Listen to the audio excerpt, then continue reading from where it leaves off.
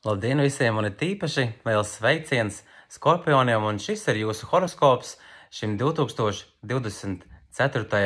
gadam. Kādas pārmaiņas var rasties šogad, kas ļaus pārskatīt savas vēlmes, var iestāties izmaiņas līdzšinējās vērtībās, tomēr to vietā iegūstot pavisam jaunus impulsus. Šis laiks liks izkucēties no ierastā ikdienas režīma un piešķilt jaunu enerģijas lādiņu. Lai skaidrā saskatītu savus nākamos soļus, dodies uz jogas nodarbību, kur radīsi vietu kam jaunam. Ja rodas kādas kavēšanās, neplānotas izmaiņas, ņem pauzi un lēmumu pieņemšanu atstāj uz nākamo dienu.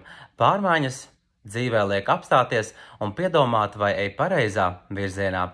Tās arī nenotiek tāpēc, lai tikai dotu kādam ciešanas. Tomēr tās dod iespēju situāciju apskatīt no kāda cita skatu punkta. Tas, ko no tā iegūsi, ir jaunu dzīves sparu un lielu enerģijas rezervi. Lai jau tā pa jaunam un ļoti jaudīgi iznāktu no pauzes kā līderis, kas gatavs sasniegt savus mērķus un arī jaunas virsotnes. Šis gads ir, lai ieviestu vēlamās korekcijas, kas nāks tev par labu. Tava iekšējā ūdiņa rādīs un vedīs tevi līdz taviem mērķiem.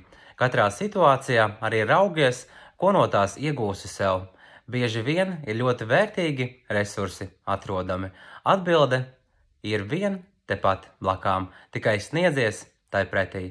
Lai laimīgs un izdevies šis jaunais gads. Paldies visiem, čau, čau, un atā!